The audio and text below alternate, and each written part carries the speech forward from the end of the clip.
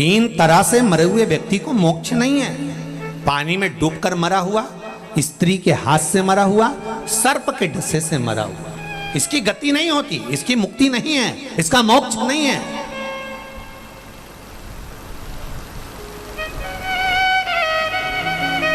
अगर किसी स्त्री के चक्कर में, किसी नारी के चक्कर में, किसी नारी के कहने पर, किसी स्त्री के कहने पर कोई मर गया, उसकी मुक्ति नहीं है। सर्प के डसे से मर गया, उसकी मुक्ति नहीं है। पानी में डूबकर मर गया, उसकी मुक्ति नहीं है, मोक्ष नहीं है। कितनी बड़ी बात लिखी है शिव महापुराण में। अधोगति में मरा हुआ, गर्भ में कोई 4 महीने का, 6 महीने का, 8 महीने का, 9 महीने का, या गर्भ से निकलकर कुंवारी अवस्था में मर गया, कोई युवान अवस्था में एक्सीडेंट में या कोई गलत कार्य में मर गया, इनकी गति नहीं होती महाराज। पिंड भी नहीं मिलता, चाहे गया जी में जाकर दे दो, चाहे ब्रह्म कपाली में जाकर दे दो, इनको पिंड नहीं मिलता, इनको तर्पण नहीं मिलता, इनके तिलांजलि नहीं होती। अगर ब्राह्मण भोजन भी करे तो इनके खाते में नहीं जाता, जो कुंवारी अवस्था में मर गया।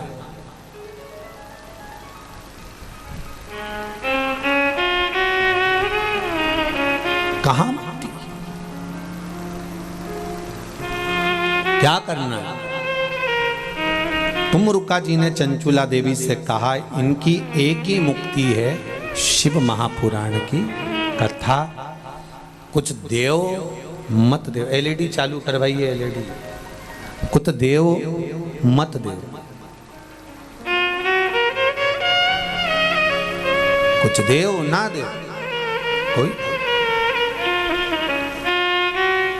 पर निवेदन है, अगर जिसने जिंदगी में एक बार हृदय से, चित्त से, मन से शिव महापुराण की कथा सुन ली, ध्यान देना जरा, श्राद्ध चल रहा है ना, श्राद्ध के अंतर्गत क्यों कहा जाता है कि बाजार से भोजन खरीद कर श्राद्ध नहीं करना? श्राद्ध करना तो घर की बहू, घर की माताएं भोजन बनाए। क्यों कहा? गरुण पुराण में, पद्म पुराण में, अग्नि पुराण में, स्कंद पुराण में, शिव महापुराण में वर्णन मिलता है कि घर की नारी बहुएं जब भोजन बनाती है श्राद्ध पक्ष का, और वो भोजन ब्राह्मण जब ग्रहण करता है, तो केवल बहू बेटियां जब भोजन बनाती हैं, बहुएं भोजन बनाती हैं, तो केवल ससुराल के पितृ नहीं तरते। ध्यान देना, जैसे ससुराल में कोई दादा ससुर है, उसकी तिथि है चतुर्थी, तुमने चतुर्थी को श्राद्ध का भोजन बनाया, ब्राह्मण को भोजन कराया, तो बहुओं को ये ना लगे कि हम हमारे ससुर के, दादा ससुर के निमित्त से जी मारे। नहीं, बहू जब भोजन बनाती है, ससुराल में अगर कोई ब्राह्मण श्राद्ध पक्ष का भोजन ग्रहण करता है, तो बहू के मायके में अगर इस तिथि में कोई गया होता है, तो आधा भाग उसके खाते में, उसके मायके में पहुंच जाता है। बहू को यह बात का अंदाजा रहना चाहिए कि केवल आप ससुराल वालों के लिए श्राद्ध में भोजन नहीं बना रहे, वहां भी। इसलिए जब पिंडदान होता है, तर्पण होता है, तिलांजलि होती है, तो गया जी जाते हैं, तो वहाँ पर नाना पक्ष और यहाँ का पक्ष दोनों का नाम लिया जाता है। बोलो सही है कि गलत है? तुम्हारे पिताजी का नाम बोलो, दादाजी का नाम बोलो, फिर वहाँ पूछेंगे तुम्हारे नाना जी का नाम बोलो, पर नाना का नाम बोलो, वहाँ पूछा जाता है। दोनों कुल को, दोनों परिवार को। इसलिए बहू बेटियों को चाहिए, घर की माताओं को चाहिए, जब भी भोजन बनाए वो बड़े प्रेम से बनाए, आनंद से। और प्रयास करा करो कि श्राद्ध पक्ष में सीधा ना देना, आटा चावल दाल ये हम ना दें। हम चाहें ये नहीं कि हम सीधा दे के हम भगवान को कि हमने सीधा दे दिया, अब हमें भोजन बनाने की जरूरत नहीं। आप भोजन बनाओ, सीधा दोगी तो केवल ससुराल का लाभ मिलेगा, कि ससुराल का कोई तिथि का व्यक्ति गया तो उसको फल मिलेगा। पर आपने अगर भोजन बनाया और ब्राह्मण ने अगर भोजन तुम्हारे घर में करा, तो उसका आधा भाग तुम्हारे ससुराल में अपने आप चला जाएगा। उन जीवों का भी कल्याण हो जाएगा, जिसको ससुराल में, अगर मायके में किसी ने भोजन नहीं भी दिया, मायके में कोई प्राप्त नहीं भी हुआ, तो उनको भी उसकी फल की प्राप्ति हो जाएगी। देओ।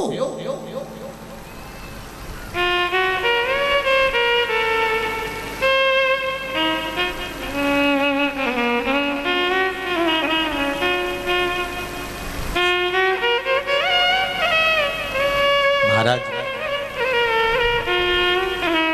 श्री शिव महापुराण की कथा कर रहे हैं।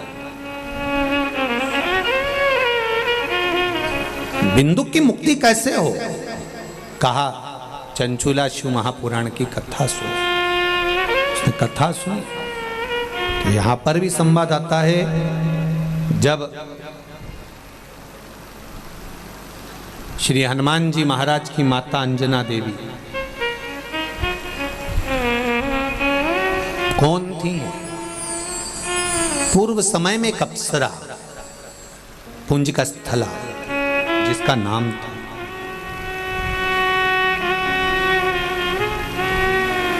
क्या नाम है? जम के बोलो। पुंजकस्थला क्या नाम है? बोलो, जम के बोलो जरा। हनुमान जी की जो माता है अंजना, अंजना माता का पूर्व का नाम है पुंजकस्थला। एक अप्सरा है।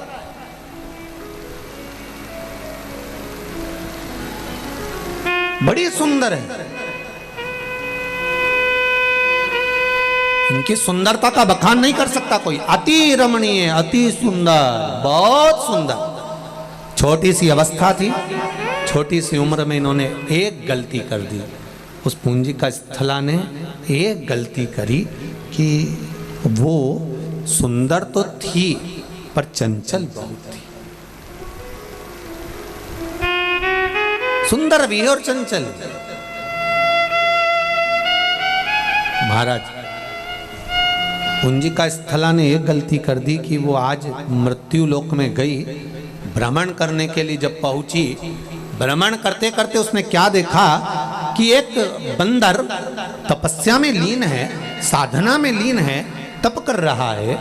तो पुंजकस्थला को लगा, बताओ अभी तक तो मैंने देखा था कि मुनि तप करते हैं, संत तप करते हैं, साधु तप करते हैं, ऋषिवर तप करते हैं, साधना करते हैं, पर यहां तो बंदर तप कर रहा।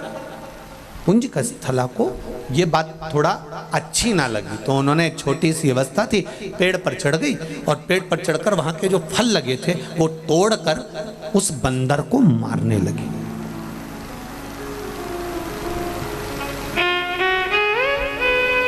हमें स्मरण नहीं हो पाता। हमारे घर के जब छोटे बच्चे कोई गलत कार्य करते हैं तो हम बड़े खुश होते हैं कि एक छोटा बच्चा चींटा पकड़ता है ना, छोटा बच्चा जब जी चींटी पकड़ता है ना, तो घर की माताएं, घर के लोग बड़े खुश होते, देखो पकड़ रहा है, देखो पकड़ रहा है। उसको समझाना चाहिए, नहीं नहीं, कोई जीव की हत्या नहीं करना, कोई जीव को कष्ट नहीं देना।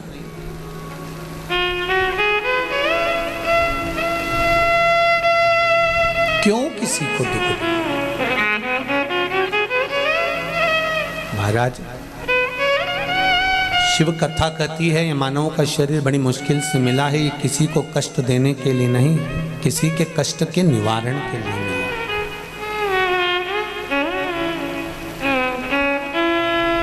आपने शिव महापुराण की कथा में से कुछ सीख लिया कि मुझे 27 बार श्राद्ध पक्ष में शंकर भगवान को जल चढ़ाना है, या 27 मनके की माला से जाप करना है, या 27 बार मुझे मंत्र का स्मरण करना। केवल आपने सीखा और आपकी जिंदगी संवरने लगी, तो उसमें आपका फायदा है, उसमें आपका लाभ। जैसे एक पत्र आया है, देखिए।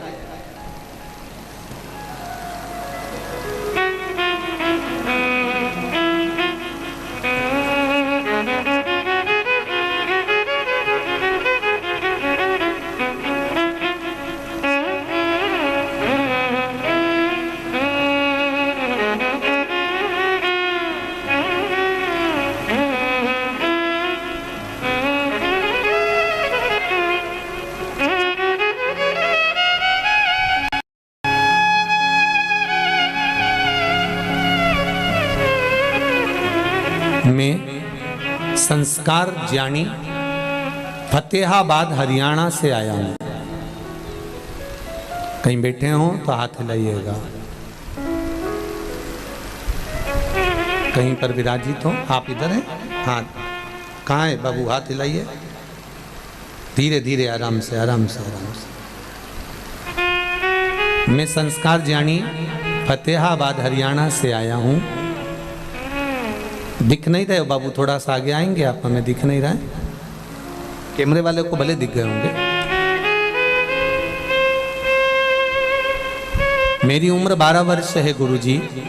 मैं 400 किलोमीटर दूर से आया, अपने दादा दादी व परदादा दादी के साथ बाबा की धोख लगाने आया हूँ। मैं जन्म से ही विकलांग था, मेरे दोनों पाँव से मैं चल नहीं सकता था। हरियाणा के लगभग सभी डॉक्टरों का इलाज करवा लिया था, पर मेरे पाँव से मैं चल नहीं पाता था, बेड पर पड़ा रहता था, उठ नहीं पाता था। गुरुदेव, आपकी कथा टीवी पर सुनी, एक बेलपत्र और एक लोटा जल का कमाल दिखाने आया हूँ। मैं अपने पाँव पर चलकर शिव पुराण को धोख लगाने आया हूँ।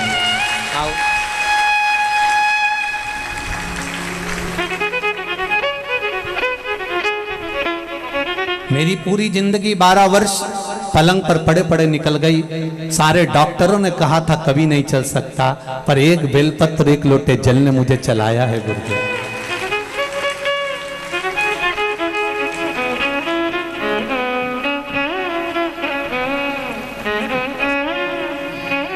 जोरदार ताली बजाएं। जो बेटा पलंग पर पड़ा रहता था, उठ नहीं पाता था, चल नहीं पाता था, आज वो चलकर सालासर बालाजी की इस कथा में शिव महापुराण में पहुंचा है। जोरदार ताली बजाकर स्वागत करें।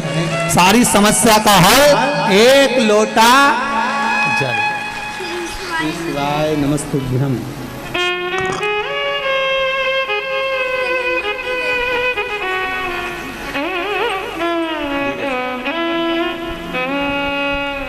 चलने की खुशी क्या होती है, इस बच्चे से पूछिए जो जीवन का इतना आनंद पाया है। 12 साल से जो पलंग पर पड़ा था और चला है बाबा की कृपा से, उसके चलने की प्रसन्नता, उसका आनंद है। शंभु शरणे मांगू घड़ी रे घड़ी, दुख काटो दया करी मैं दर्शन आपको।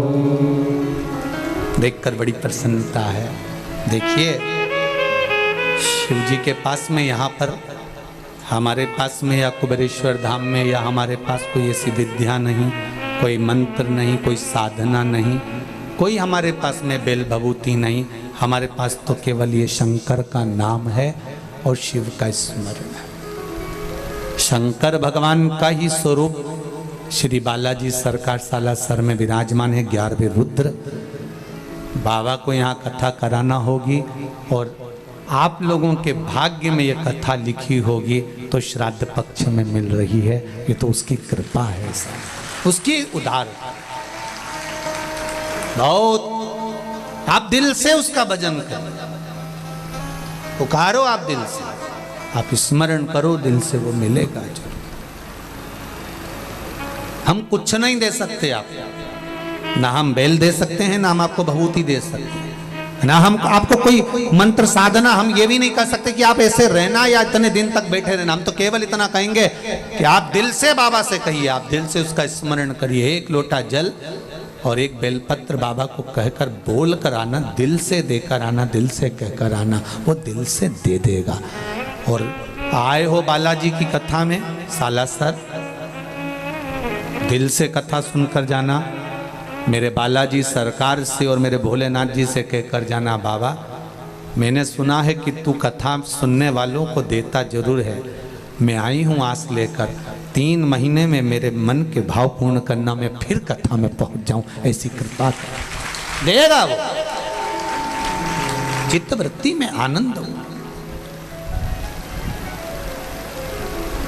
हम सालासर मंदिर के पुजारी श्री मिट्ठू जी से कहते थे हमेशा कि एक बार सालासर कथा करना है, पर व्यवस्था हम लोगों के आना नहीं हो पाता, समय नहीं मिल पाता। मिट्ठू जी हमेशा कहते थे कि आप आइए, कभी योग बनेगा। और आज स्वराणा परिवार के द्वारा जो कथा हो रही है, मुझे तो लगता है कि मेरे बालाजी सरकार ने सुना होगा और यहाँ करवाया।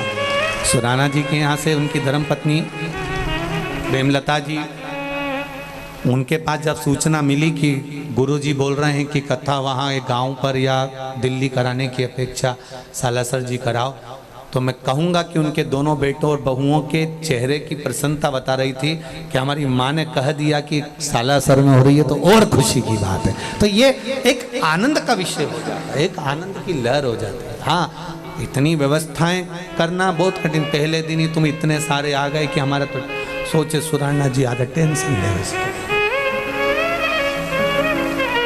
पर सुनो, जहां मौका मिल जाए रोड पर आसपास में जहां जगह मिल जाए वहां बैठकर 2 शब्द शिव महापुराण के उसके इस पावन छत्र छाया में सुन लो और उससे कह लो, कह उससे।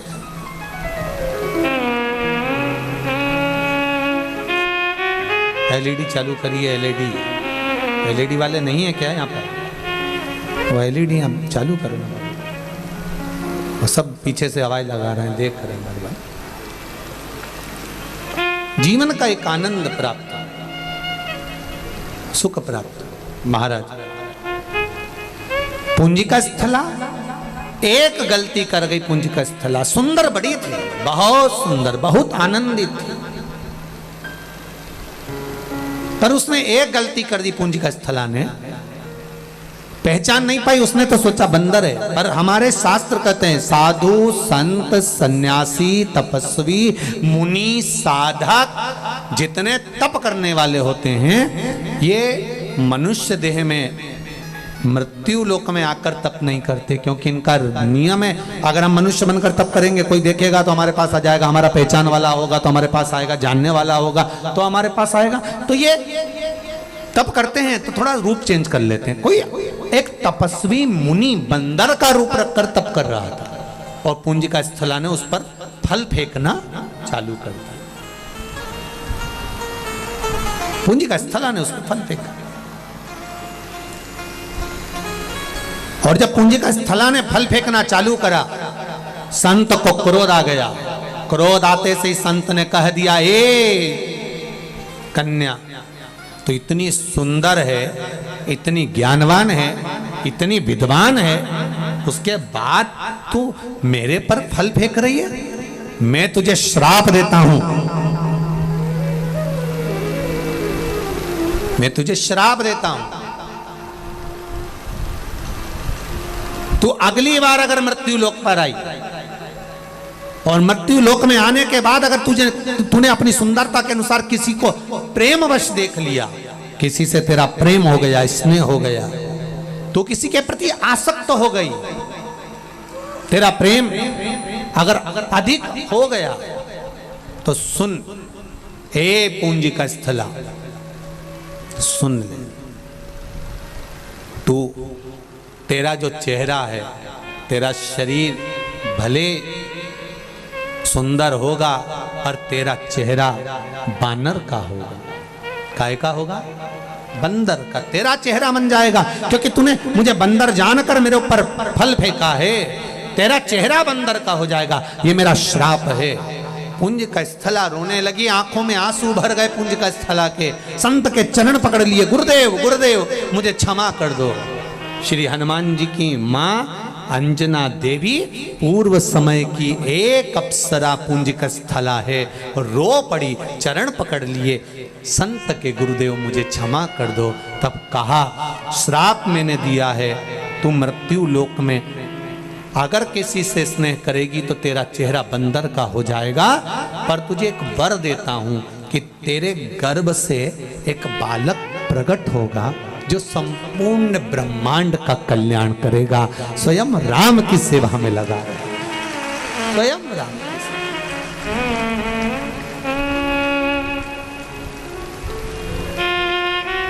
पुंज का स्थला रोती रोती देवराज इंद्र की सभा में पहुंच गई। जब बड़ी हुई देवराज इंद्र की सभा में पहुंच गई, रो रही है। अप्सरा का काम क्या है? नृत्य करना। नृत्य करते करते पुंज का स्थला की आंख में आंसू भरा हुआ।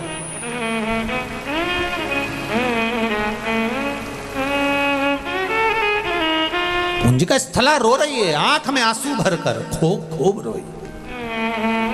इंद्र ने देखा, इंद्र का ध्यान तो उसके चरणों पर था जो नाच रही थी अप्सरा। पर इंद्राणी का ध्यान उसकी आंख के आंसू पर था। नारी वही श्रेष्ठ है जो दूसरी नारी के दर्द को जाने। पराए दर्द को जो अपनाए उसे इंसान कहते हैं। महाराज, जो दूसरे के दर्द को देखकर दुखी हो, दूसरे के दुख को देखकर दुखी हो, दूसरे के दुख को देखकर उसकी आंखों में भी अश्रु सा छा जाए, समझ लो कि ये श्रेष्ठ जीव है, इसकी श्रेष्ठता। इंद्राणी रो रही है। इंद्राणी ने देखा, पूछा क्या हो गया? ए पूंजिका, इधर आओ। पूंजिका स्थला अप्सरा दौड़कर इंद्राणी के पास गई। क्या हो गया? मैंने बानर के ऊपर फल फेंका था और मेरे को श्राप लग गया कि मेरा चेहरा बंदर का हो जाएगा। मैं किसी को स्नेह बस देख नहीं सकती। कोई बात नहीं, तेरे गर्भ से एक बेटा भी तो जन्म लेगा जो संसार का कल्याण करेगा। एक काम करना पूंजिका स्थला, क्या? मेरा पति इंद्र स्वर्ण का शिवलिंग बनाकर पूजन करता है, तो मृत्यु लोक में जाकर बालू के शिवलिंग का निर्माण कर कर पूजन कर। जा।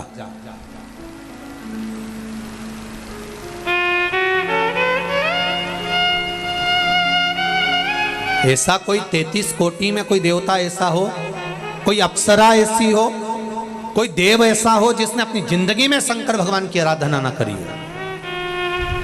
महाराज, ब्रह्मा ब्रह्मलोक में रहते हैं, भगवान विष्णु बैकुंठ लोक में रहते हैं, पर मृत्यु लोक का अगर कोई देव है तो वो देव अधिदेव महादेव है। मेरा शंकर इस मृत्यु लोक में आपके दुख को काटने के लिए बैठा है। पर आप लोगों की आदत इतनी विचित्र है, दूर के ढोल सुहावने। दुनिया के लोगों को शंकर भगवान से बड़ी बड़ी दिक्कत थी। हमारे यहाँ लिखा एक पत्र में, एक कोई ने लेटर भेजा था। इस पत्र में एक बहन ने लिखा है, कल वो जो जज साहब के साथ में आई थी, उनकी माता जी थी, कौन थे? हाँ, जज साहब की। तो उनकी माता जी ने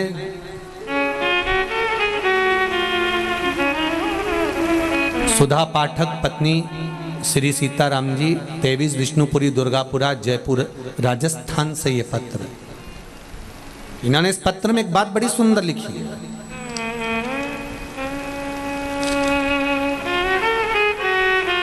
कि पहले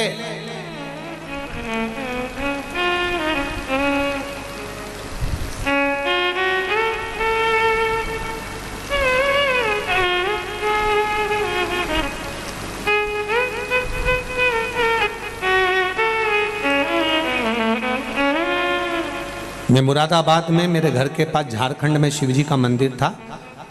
68 वर्षीय है, सेवानिवृत्त शिक्षक, यूपीएस सरकारी स्कूल। शिव कृपा से मेरे 3 लड़के हैं, 3 बेटे, सब गवर्नमेंट जॉब में अच्छी अच्छी पोस्ट पर हैं। मैं पूर्ण तरह से फ्री हूँ गुरुदेव। मैं भी सर्विस में थी, बाबा की कृपा से मैं सेवानिवृत्त हो गई हूँ गुरुदेव। पूर्व के समय में स्त्रियों को शंकर भगवान के शिवलिंग छूने नहीं देते थे। तब मैं घर में शिवलिंग का निर्माण कर कर पूजन करती थी, और उसका फल क्या है कि मेरे बेटे, मेरे परिवार के सदस्य कभी दुखी नहीं रहा, सब सरकारी नौकरी में रहे, किसी को कष्ट नहीं आया। पत्र बहुत बड़ा है, बहुत बड़ा पत्र है। उसको एक एक उपाय उन्होंने बताया कि कौन सी तारीख को क्या क्या मिला मुझे, कौन से दिन, कौन सी घटना, घटनाक्रम भी लिखा है। 2 नंबर की घटना, 3 नंबर की घटना, 3 नंबर, 4 नंबर की घटना, 1 नंबर, 2 नंबर, 3, 4, 5 ऐसी घटनाओं का क्रम लिखा कि मेरे जीवन में शंकर ने क्या नहीं दिया। शिव महापुराण की कथा को सुनने पर क्या नहीं मिला मुझे, क्या प्राप्त नहीं हुआ। महाराज दिल से कहा। हम कहते हैं कि लोग भले नहीं जानते, पर आज अगर लोगों को जानना प्रारंभ हुआ कि शंकर भगवान को एक लोटा जल चढ़ाने का क्या लाभ है, एक बेलपत्री या एक चावल का दाना या एक फूल की पंखड़ी में चढ़ाने का क्या लाभ है। एक बेलपत्र, अगर शुगर बढ़ रही है, बीपी डाउन हो रहा है, गड़बड़ हो रहा है, बीपी लो हो रहा है, बढ़ रहा है, शुगर और गड़बड़ हो रही है, मेरा निवेदन है एक बार शंकर पे चढ़ी हुई बेलपत्र खाना तो चालू करो, केवल हफ्ते में 2 बार। और अगर खाते नहीं बने, मुंह में किसी किसी के छाले पड़ जाते हैं, तौरा लगने लगता है, जीवान तौरी लगती है, स्वाद नहीं आता, तो उस बेलपत्र को पीस कर गोली बनाकर पानी से निकल जाए, उसका लाभ तो देखो।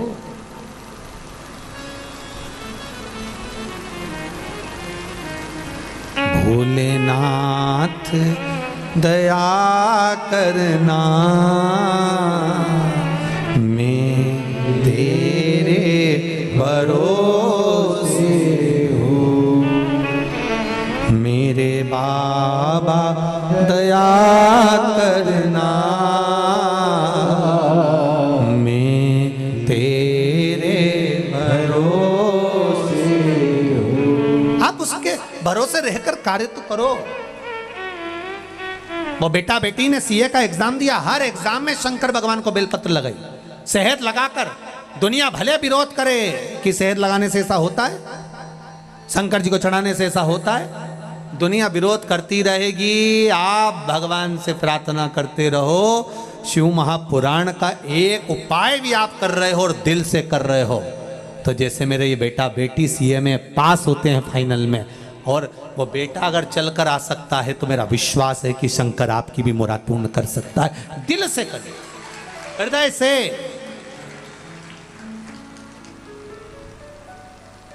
दिखावा नहीं करना है हमें। पत्र बहुत है, पढ़ेंगे समय के अनुसार, पर अपने मन से आप भगवान की प्रार्थना करिए, हृदय चित्त से, दिल से करिए। महाराज पुंज का स्थला से कहा तुम जाओ और मृत्यु लोक में जाकर एक बालू का शिवलिंग, मिट्टी का शिवलिंग, पार्थिव शिवलिंग का निर्माण करो और उसकी पूजन करो। पुंज का स्थला गई, शिवलिंग का निर्माण करा, पूजन करी, आराधना करी।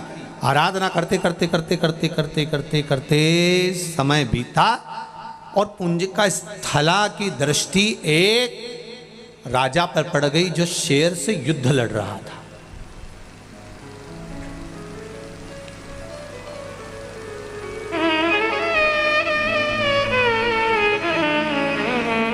शेर से युद्ध लड़ रहा है। 3 बार शेर ने आक्रमण करा और उस राजा ने उस शेर को मार गिराया। पुंज का स्थला की दृष्टि उस राजा पर पड़ी, बड़ा सुंदर था, बड़ा अच्छा लग रहा था, बस श्राप था, प्रेम से देखेगी और मुख बंदर का हो जाएगा। पुंज का स्थला का शरीर तो अच्छा रहा पर चेहरा बंदर का हो गया। रो पड़ी अपने चेहरे को देखकर, मैं बांदरी बन गई, मेरे बंदर बन गई। रो रही है, बिलख रही है, आंख से आंसू बह रहा है। थोड़ी देर बाद जिस राजा ने शेर को मारा था वो दौड़ता दौड़ता इसकी आवाज सुनकर, चीखने की आवाज सुनकर इसके पास में आया तो पुंज का स्थला ने क्या देखा कि इस राजा का चेहरा तो बंदर की तरह। पूछा तुम कौन हो? मेरा नाम केसरी है, मैं यहां का सुमेरु का राजा हूं। ओ हो वाह,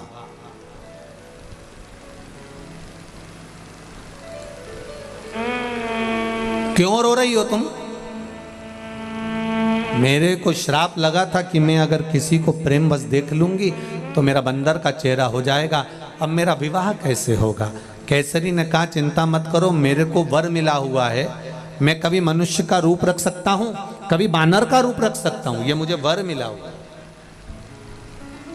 मैं आपसे विवाह करना चाहता हूं, मेरा चेहरा बंदर का हो गया तो भी आप मुझसे विवाह करेंगे? कोई बात नहीं, आप बांदर का चेहरा रखने के बाद भी आप सुंदर हो, मैं आपसे विवाह करना चाहता हूं। केसरी और महाराजा केसरी के साथ में पूज्य का स्थला जो सुंदर कन्या के रूप में थी, बांदरी का जिसका मुख हो गया था, उसका मंगल विवाह हो रहा है। कन्यादान कौन करेगा मेरे लिए?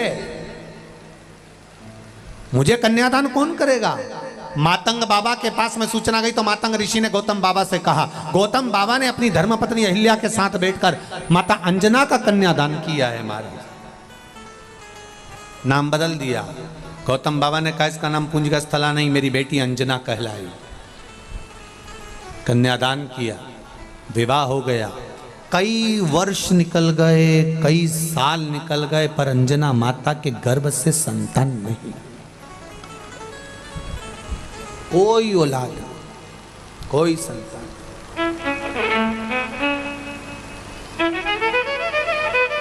आज आंखों में से जल बह रहा था तो अंजना ने अपने पति केसरी से कहा,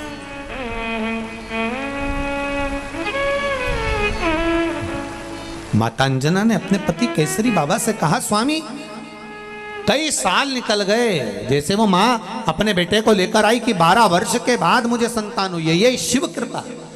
अंजना की आंख से आंसू बह रहे हैं, मेरे यहाँ इतने वर्ष शादी के हो गए पर मेरे यहाँ संतान नहीं, मेरे यहाँ औलाद नहीं। स्वामी आंख से जल बह रहा है। केसरी ने कहा क्या कर सकते हैं, जो भाग्य में लिखा होगा वही तो होगा ना।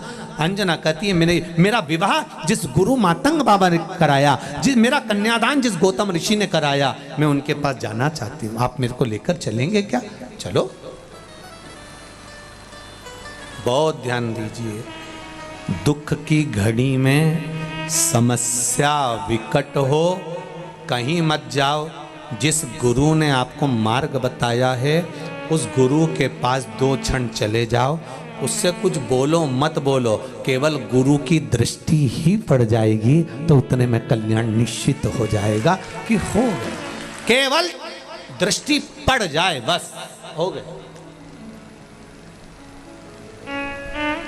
एक बार गुरु देख ले बस, एक बार गुरु की दृष्टि पड़ जाए बस हो गया।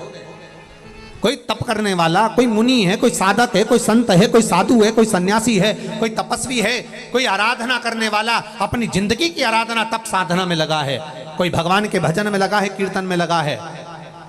हम उसको छुएं ना छुएं, हम उसको प्रणाम करें ना करें, पर जो भगवान की अविरल भक्ति में डूबा है उसकी केवल दृष्टि हम पर पड़ जाए तो ना जाने कितने पाप हमारे कट जाएंगे। और उम्मीद है कि कोई नई राह हमारी जिंदगी में प्राप्त हो जाएगी। नई राह में आप जब अपने घर को जाएं, यहां से बालाजी महाराज के जब दर्शन करने के लिए मंदिर में प्रवेश करें तो बालाजी का दर्शन करते करते उनसे दिल से कहना, बाबा बड़ी कृपा करी जो हमें शिव महापुराण की कथा आपकी गोद में बैठने को श्रवण करने को मिल रही है। ये आपकी ही तो उदारता है मेरे सरकार, मेरे बालाजी, ये आपकी उदारता ही तो है जो हमें मिल रही है।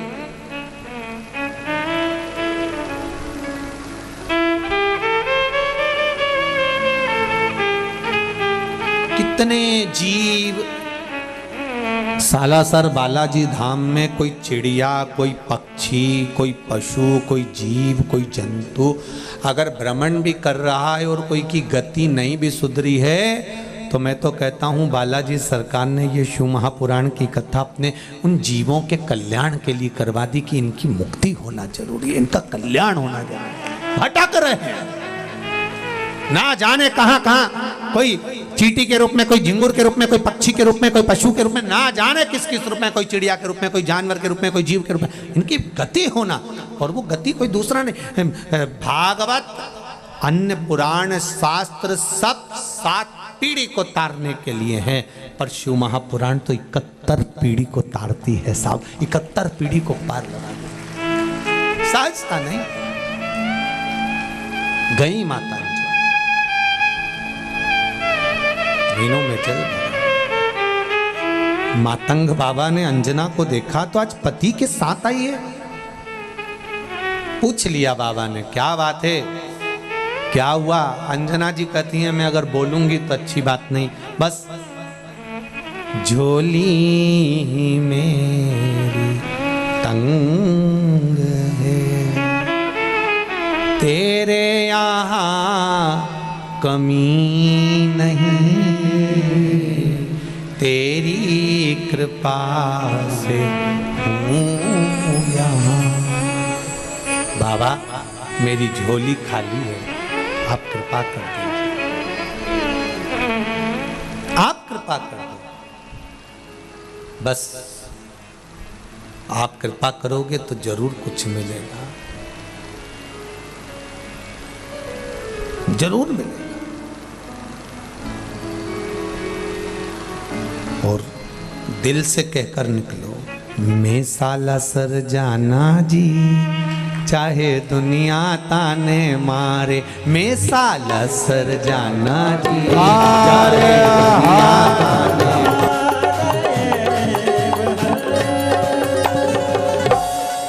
भगवान देवाधिदेव महादेव की कथा कहती है, कभू चूके ना कोई तेरा काम रे, भजले गौरापति। अब दिल से, हृदय से, मन से अगर भगवान को रिझा रहे हो तो ये निश्चित है कि वो सुनेगा जरूर, सुनेगा। सालासर धाम में कथा चल रही है, आप बाबा से, शंभू से, मेरे शंकर से दिल से कहें, श्री शिवाय नमस्तुभ्यं। अपनी जगह पर बैठकर भाव से, हृदय से, दिल से कहें, श्री शिवाय नमस्तुभ्यं, श्री शिवाय नमस्तुभ्यं, श्री शिवाय नमस्तुभ्यं, श्री शिवाय नमस्तुभ्यं, श्री शिवाय नमस्तुभ्यं।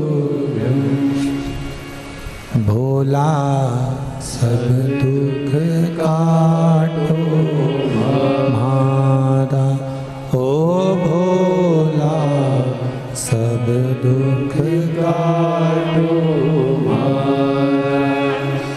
शिव शंकर जपो तेरी माला, भोले बाबा जपो तेरी माला, भोला सब दुख काटो हमारा, ओ भोला सब दुख काटो हमारा। भगवान शिव से निवेदन, भाव से, दिल से, हृदय से सुनेगा वो, ये निश्चित है। महाराज देवराज नामक का ब्राह्मण गलत कर्म करा पर उसकी माता का फल उस बेटे को मिला। मेरी माताओं, दीदियों, भाई, एक निवेदन करना चाहूंगा, आपके एक लोटा जल जो आप शिव जी को चढ़ा रहे हो, इसका फल कहीं ना कहीं तुम्हारे परिवार को प्राप्त जरूर होगा, ये निश्चित है, खाली नहीं जा सकता, वो मिलेगा जरूर, ये निश्चित था।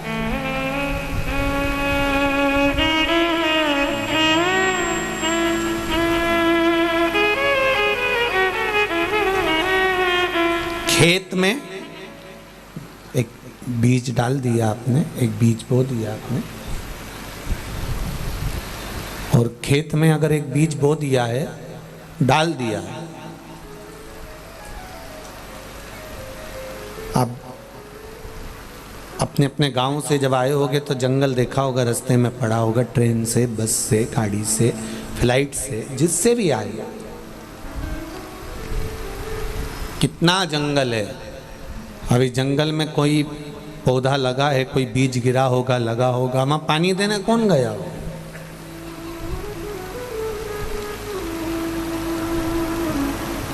ना तो वहां कोई खाद देने गया, ना वहां कोई पानी देने गया, और ना वहां पर कोई उस पौधे को संभालने के लिए गया। तो भी वो पौधा लगा कि नहीं लगा। उसी तरह एक लोटा जल या एक बेलपत्र या एक बार हम भगवान की भक्ति करते हैं, भजन करते हैं, नाम जाप करते हैं, नाम स्मरण करते हैं, वो उसका पौधा बड़ा जरूर होता है और उसका फल हमारे पूरे परिवार को मिलता जरूर है। ये निश्चित वो मिलेगा जरूर।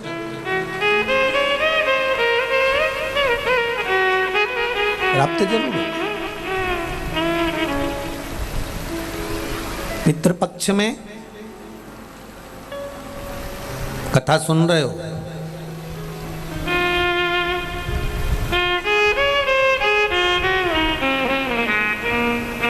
इसका फल आपको तो मिलेगा ही, साथ में आपके पूर्वजों को भी प्राप्त होगा और वो जरूर प्राप्त होगा, मिलेगा जरूर, वो निश्चित है। देवराज की माता जी ने एक लोटा जल भगवान को समर्पित किया है और देवराज की माता ने जब एक लोटा जल जो समर्पित करा था, आज बेटे के जब प्राण छूटे, शंकर भगवान के मंदिर में चोरी का सामान लेकर गया था, एक क्षण की कथा का स्मरण हुआ, बेलपत्री के वृक्ष के नीचे प्राण छूट रहे हैं। शास्त्र कहता है आज भी मुर्दे को लेकर जाते हैं, राम नाम सत्य कहते कहते, तो बीच रास्ते में शमशान में ले जाने से पहले एक जगह ऐसी होती है जहां पर मुर्दे को उतारा जाता है, जहां पर मुर्दे का उतारा करा जाता है, मुर्दे को उतारा जाता है, अर्थी को रखा जाता है। कई लोग पूछते हैं यहाँ अर्थी को रखने से क्या लाभ मिलता है, यहाँ मुर्दे को क्यों रखा जाता है। अब उनको ज्ञात तो इस चीज का है नहीं, स्मरण कहाँ, हमारे पूर्वज ऐसा कहते थे यहाँ रखना चाहिए, थोड़ी देर विश्राम देना चाहिए, थोड़ी देर रखना चाहिए, पर रीति क्या है, उसका नियम क्या है,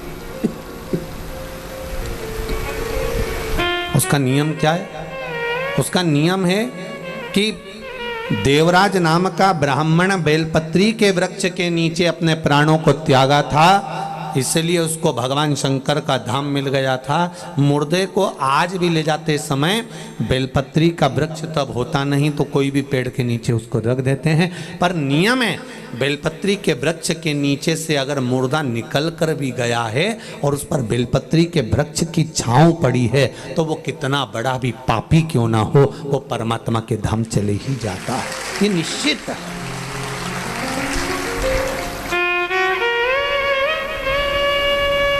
निश्चितता।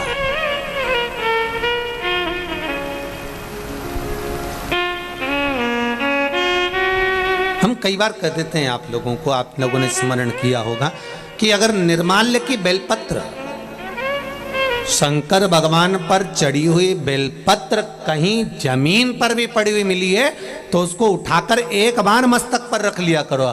कौटी कौटी पाप ढेर पड़े हुए होंगे हमारे जीवन के, ऐसा कोई व्यक्ति नहीं जिससे पाप नहीं होता। श्री ऋषभ देव जी महाराज का चरित्र आता है, अहिंसा परमो धर्म को बताते हैं और ऋषभ देव जी महाराज कहते हैं हर व्यक्ति से पाप होता है, चाहे वो संसार का कोई मनुष्य हो।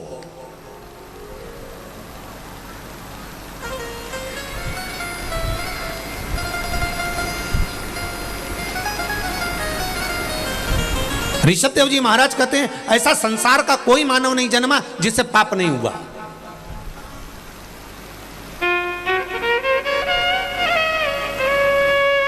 अहिंसा परमो धर्म की लेखनी ऋषभ देव जी महाराज वर्णन करते हैं। किसी ने पूछा ऋषभ देव जी महाराज जी से, हर व्यक्ति पापी है? हाँ। चाहे कोई हो? हाँ। तो ऋषभ देव जी से पूछा गया क्या संसार में जन्म लेने वाला मानव, चाहे संत साधु सन्यासी तपस्वी साधक उपासक चाहे जो हो, अगर मृत्यु लोक में जन्म लिया है तो उससे पाप हुआ है? क्या क्या पाप हुआ, कितने स्थान पर उसने पाप किया? तो कहा पहला, झाड़ू लगाते समय जीव मर जाता है, उसका पाप माथे चढ़ जाता है। दूसरा, अग्नि जलाते समय छोटे छोटे पतंगे जल जाते हैं, उसका पाप माथे चढ़ जाता है। तीसरा, स्नान करते समय, वस्त्र धोते समय, बर्तन धोते समय पानी में छोटे छोटे जीव मर जाते हैं, उसका पाप माथे चढ़ जाता है।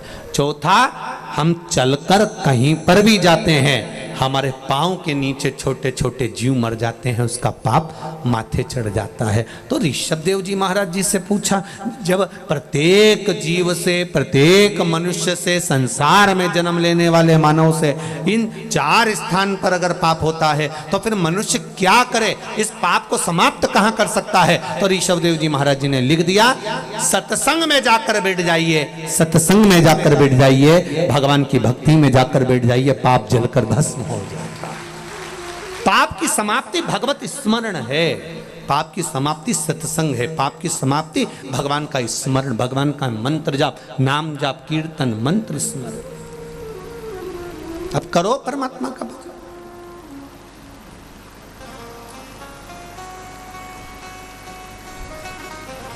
आप भगवान का भजन में नित्य लगिए, पाप छिन्न।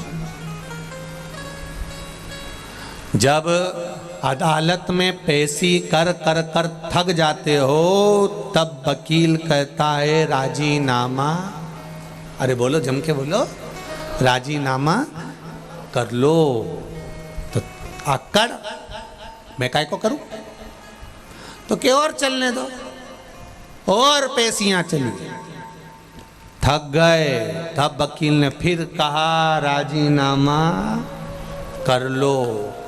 मैं काय को करूं, मैंने इतने बड़े बड़े वकील कर रखे। फिर पेशी पे पेशी चली, एक अदालत से काम छूटा दूसरी अदालत में पहुंच गए, फिर पेशी। फिर वकील ने कहा जम के बोलो राजीनामा कर लो। वकील कोई मूर्ख नहीं होते, वकील भी अक्ल वाले होते हैं। और एक बात वकील हमेशा कहता है कि जिंदगी में अगर वकीलों से सीखना है तो वो आपको समझाकर एक बार जरूर कहेगा कि एक बार अच्छे से विचार कर लो, राजीनामा कर लो। ये हर वकील कहता है।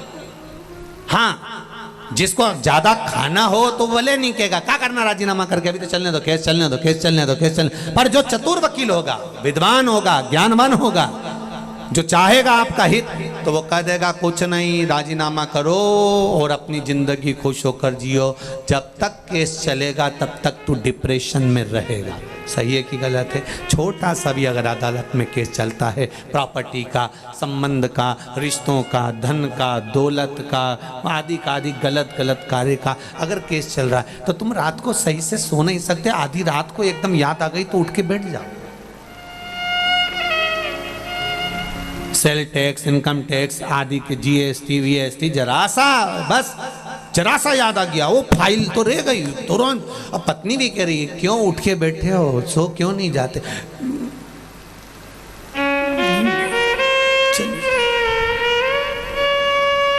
देखिए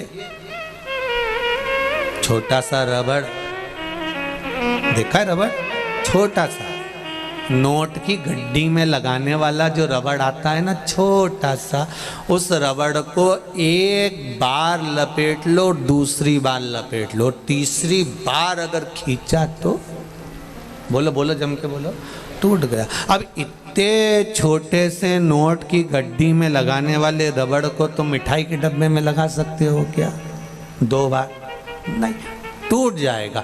बड़े डब्बे में लगा सकते हो? नहीं, टूट जाएगा। उसी तरह ये चित्त, ये वृत्ति, ये मन वो रबड़ है जिसको हमें परमात्मा के चरणों में लगाना चाहिए, पर हम इसको नोट की गड्डी में और डब्बों में लगा रहे हैं, इसलिए ये रबड़ जल्दी टूट जाता है, बहुत जल्दी। इस रबड़ को सही जगह लगाए। ज्यादा रबड़ को खींचोगे टूटेगा, दिमाग को ज्यादा 10 जगह लगाओगे। इसलिए वकील कहते हैं राजीनामा कर लो। और यह वकील नहीं कर रहे, ये हमारे हृदय में हमें बिठा कर रखना है कि जिसने जिंदगी में जन्म लेने के बाद राजीनामा करना सीख लिया, कोई भी बात हो, सब्जी बेकार बन गई, राजीनामा कर लो, कोई बात नहीं। नमक ज्यादा पड़ गया, राजीनामा कर लो। काम बिगड़ गया, राजीनामा कर लो, कोई बात नहीं। चिल्लाना नहीं, क्रोध नहीं, अभिमान नहीं, अहंकार नहीं, वासना नहीं, तृष्णा नहीं, लोभ नहीं, आसक्ति नहीं, काम नहीं, राजीनामा करना जो सीख गया तो उसका जीवन एकदम क्लीन और आनंद में हो गया। जिसकी पेशियां चलती रहती है, हर बात में जवाब देगा। उसने कुछ कहा पत्नी ने, मैं तुमसे कब से कह रही हूं, और इसने पलट के जवाब दिया, तो तू जवाब दे, अगली पेशी उसकी देख। तुरंत वो भी तैयारी में बैठी थी, फिर उसने सुना दिया। उसने पेशी चालू करी, फिर इधर से फिर उधर से। राजीनामा करने से, थोड़ा सा नर्म बनने से। रखो, देवराज को ले गए। शिव महापुराण की कथा कहती है, अभी तक खड़े थे, देवता लेने के लिए अब आए हैं गण दूसरे। सेठ जी की कथा चल रही थी, सेठ जी दान पुण्य करे तब तक अच्छे लोग खड़े मिले थे, बेकार कर्म करा तो काले काले भयंकर भूत जैसे खड़े मिले। पूछा, तुम कौन हो? लाने लेकर जाने वालों की ड्यूटी चेंज हो गई है क्या? पहले तो सुंदर लोग आए थे, अब काले काले लोग आए। कहा नहीं नहीं, ये कर्मों के अनुसार है। पहले तुम्हारे कर्म अच्छे थे इसलिए देवता आए थे, अब कर्म बिगड़ गए इसलिए यम के दूत बंदी बनाने के लिए आए। आपके कर्म अच्छे होंगे, आपको अच्छा मिलेगा। यमदूत की जगह पर भगवान शंकर के गण देवराज को लेकर जा रहे थे। देवराज ने चलते चलते गणों से पूछ लिया, मैंने पुण्य कौन सा किया जो आप मुझे लेने आए हो? कहा, तेरा एक पुण्य प्रबल है, तेरी माता ने 1 लोटा जल शिव जी को समर्पित करा, और तेरे प्राण जो छूटे हैं ना, तेरी बुद्धि जो गई है, तुझे बेलपत्र के वृक्ष के नीचे जो तेरी बुद्धि लेकर गई है, इससे तुझे फल की प्राप्ति हुई।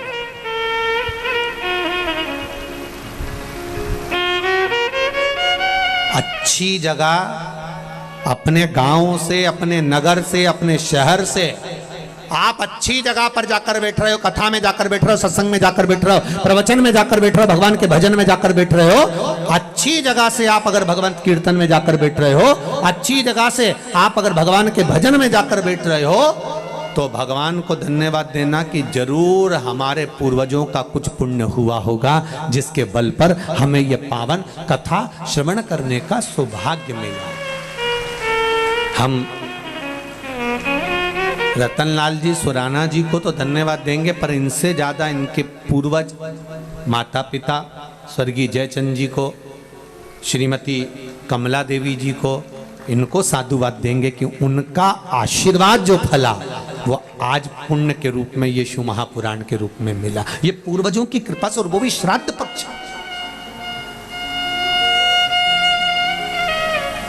ये उनकी कृपा से। तेरी कृपा बिना न हिले एक भी लेते श्वास, तेरी कृपा से तनो तनो। बखान क्या करूं मैं राखों के ढेर का, छपटी भभूत में है खजाना कुबेर का। हे गंगाधार मुक्ति द्वार ओंकार तू, भोरे ओंकार तू। आयो शरण तिहारी शंभु तार तार तू। हमारे कर्म के अनुसार हमें फल की प्राप्ति। एक सेठ जी मरते हैं, उनकी शोक सभा होती है। बोलो रे भाई, बोलो तो, होती कि नहीं होती? होती है। एक गरीब मरता है, उसकी शोक सभा होती है? अरे बोलो तो रे भाई, नहीं होती। सेठ जी मरे तो शोक सभा हुई, गरीब मरा तो शोक सभा हुई नहीं। कारण क्या था? क्योंकि सेठ जी अपना शोक पूरा करते करते करते करते जिंदगी गवा दिए, और आज तक मरते तक भी इनका शोक पूरा नहीं हुआ, इसलिए इनकी शोक सभा हुई।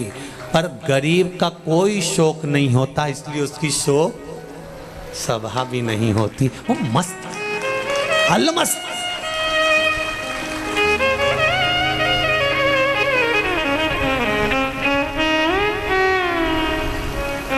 इसलिए सेठों में सेठ मारा सांवरा, बाकी डुपली है केट।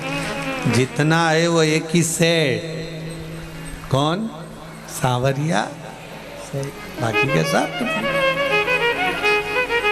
सेठ मरा, पैसे वाला मरा, धनपति मरा, करोड़पति मरा, बहुत अंबारपति मरा तो उसकी शोक सभा हो रही है, क्योंकि वो जिंदगी भर शौक पूरा नहीं कर पाया। कभी फ्रिज, कभी वॉशिंग मशीन, एक दुकान से काम नहीं हुआ दूसरी दुकान में गया, दूसरी दुकान से काम नहीं हुआ तीसरा, एक हैंडसेट हाथ में था, गड़बड़ हुआ जल्दी से बदल लिया। शौक पूरे नहीं हो रहा है, इसीलिए इनकी शोक सभा होगी। पर गरीब का कोई शौक नहीं। एक जोड़ कपड़े में माँ बेटा था, खेत में से निकल कर आया, श्री बालाजी सरकार का दर्शन करा, दर्शन करके कथा सुनी, वो कथा सुन के अपने घर आराम से चले गया। कोई मतलब नहीं उसको, काम क्या मिल रहा है नहीं मिल रहा है, वो अपनी मस्ती में बैठा हुआ है, आनंद में अपनी जिंदगी खुश होकर जी रहा है, और उसको उसके कोई शौक है ही नहीं।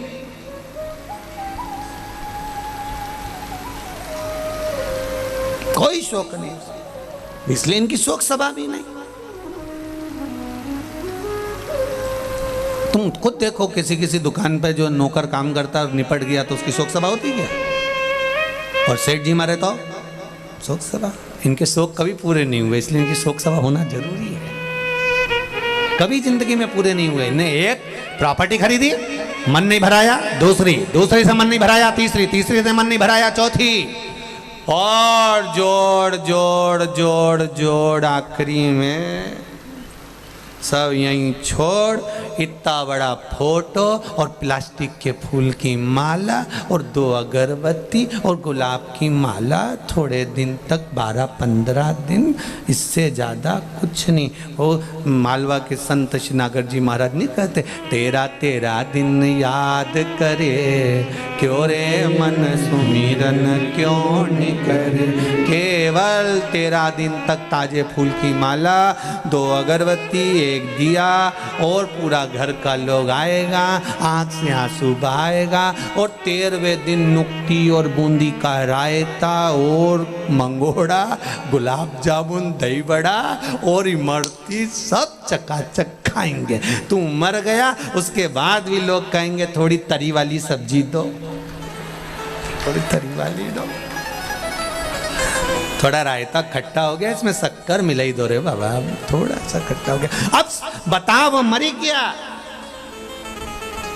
चले गया, 16 श्राद्ध में फोटो को नीचे रखेंगे, और फोटो को नीचे रखकर और कंडा जला के घी और शक्कर गुड़ छोड़ेंगे। और बेचारे को दमे की बीमारी थी, बेचारा दमा में मर गया, और ने कंडे की ओर धुनी दे दी, और पड़ेगा, दर आ रही, और घी और पूड़ी और खीर पूड़ी में मिला के तुम्हारे फोटो में चिपका देंगे, और तुम ऐसी स्माइल देती रहोगी, वो पूड़ी चिपकी रहेगी, खत्म जिंदगी, समाप्त। इसलिए मान मेरा कहना नहीं तो पछताएगा, और माटी का खिलौना माटी में मिल जाएगा। हेट बूट सूट सब धरा रह जाएगा अलमारी में। इसलिए सुराना जी ने कथा रखी है, अपनी अलमारी के अच्छे अच्छे कपड़े निकाल के लिया और बालाजी सरकार में आकर पहनो। बाबा भी ठाट में और तुम भी ठाट में, अलमस्त होकर रहो। कई बहुएं बड़ी रोती रहती दिन भर, आंख में आंसू डाल, सास हमेशा कहती थी अच्छा पहनो, खूब रखा है पहनो, क्या करोगे। एक पति पत्नी घूमने के लिए विदेश का है, पत्नी को वहां पर एक सेट पसंद आ गया, हाफ सेट बड़ा सुंदर। पत्नी ने कहा ले लो 7 लाख का है, ले ले।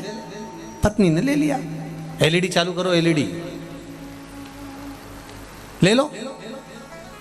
अब 7 लाख कहाँ ले। और पत्नी ने वो सेट ले लिया, और लेने के बाद पति ने कहा पहन ले, अभी थोड़ी ना पहनूंगी, अच्छा जरा मौका आन दो फिर पहनूंगी।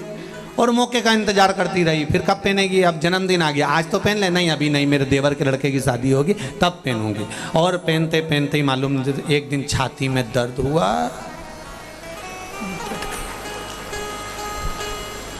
अर्थी पे बांध दिया, पति रोता रोता अंदर गया, सेठ निकाल के लाया, इसको पिनाने लगा। बेस्ट फ्रेंड दोस्त कहने लगे भाभी तो मर गई अब क्यों पिना रहा है। मैं इसको हमेशा कहता था पहन ले पहन ले पहन ले, ये हमेशा कहती थी मौका आंदो मौका आंदो मौका आंदो। इसका तो मौका नहीं आया और भगवान ने लगा दिया चौका, ले पड़ा। जितने लोग कथा सुन रहे हैं आस्था चैनल पर, जितने लोग कथा सुन रहे हैं फेसबुक यूट्यूब पर, और जितने कथा सुन रहे हो ये सालासर बालाजी के धाम में, तुम मौके का इंतजार मत करना रीजी, बिल्कुल। अपन तो एक से बढ़कर एक पहन लो, जो अलमारी में धरा सब निकालो सब पहनो। कोई कहती नहीं कि नहीं साड़ी, कोई शादी ब्याह में पहनना, शादी ब्याह से पहले निपट गई तो फिर ऊपर जाऊंगी तो मेरा मन कितना दुखेगा। और यमराज से कहूंगी मैं यमराज प्लीज मैंने वो नीली वाली नहीं पहनी, वंस मोर, एक बार फिर छोड़। यमराज के चल वापिस कौन दे। अरे भाई जीवन मिला उसका सदुपयोग करिए, तो जीवन का सदुपयोग होना चाहिए। एक बिंदुक नाम का ब्राह्मण वो भी गलत वृत्ति में पड़ गया था, मुक्ति नहीं हुई उसकी। 3 तरह से मरे हुए व्यक्ति को मोक्ष नहीं है, पानी में डूबकर मरा हुआ, स्त्री के हाथ से मरा हुआ, सर्प के डसे से मरा हुआ, इसकी गति नहीं होती, इसकी मुक्ति नहीं है, इसका मोक्ष नहीं है।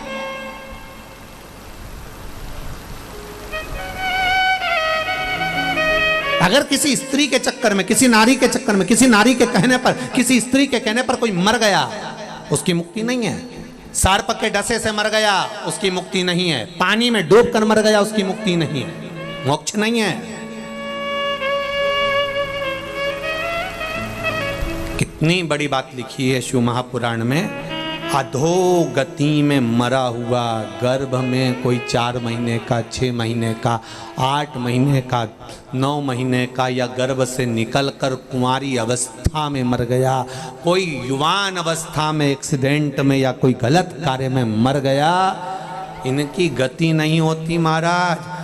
पिंड भी नहीं मिलता, चाहे गया जी में जाकर दे दो, चाहे ब्रह्म कपाली में जाकर दे दो, इनको पिंड नहीं मिलता, इनको तर्पण नहीं मिलता, इनके तिलांजलि नहीं होती। अगर ब्राह्मण भोजन भी करे तो इनके खाते में नहीं जाता, जो कुंवारी अवस्था में मर गया।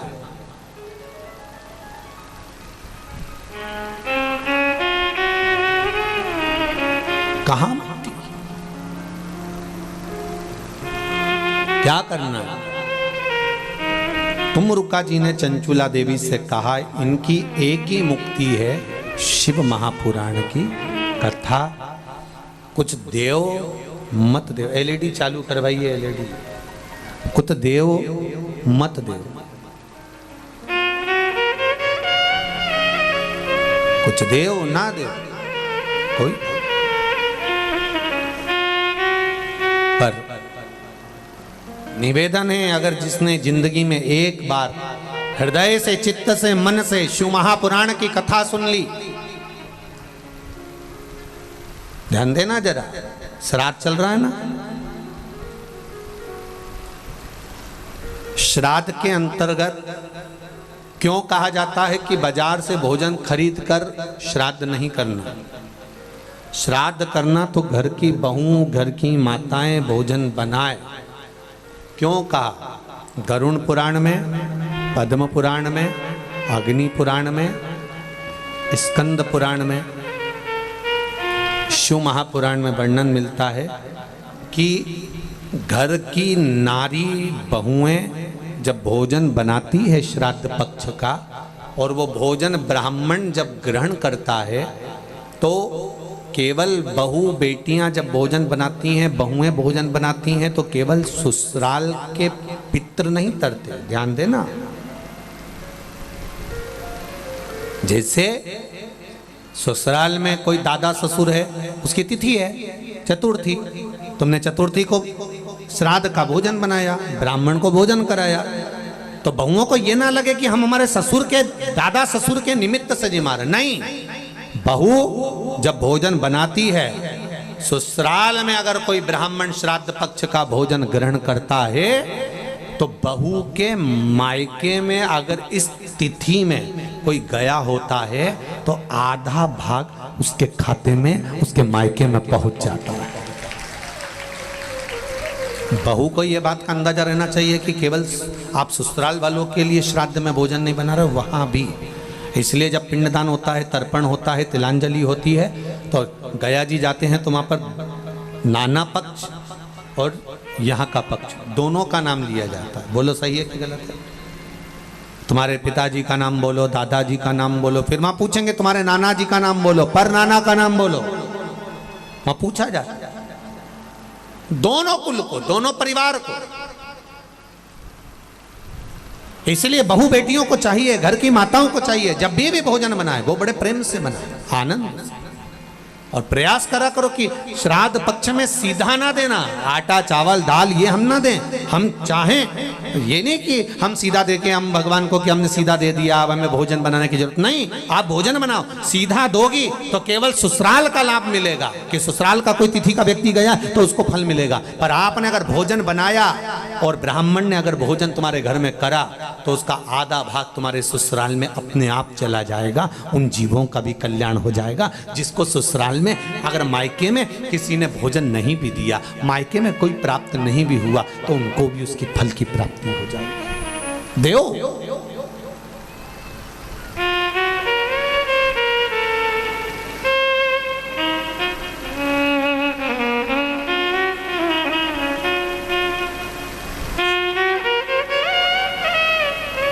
महाराज,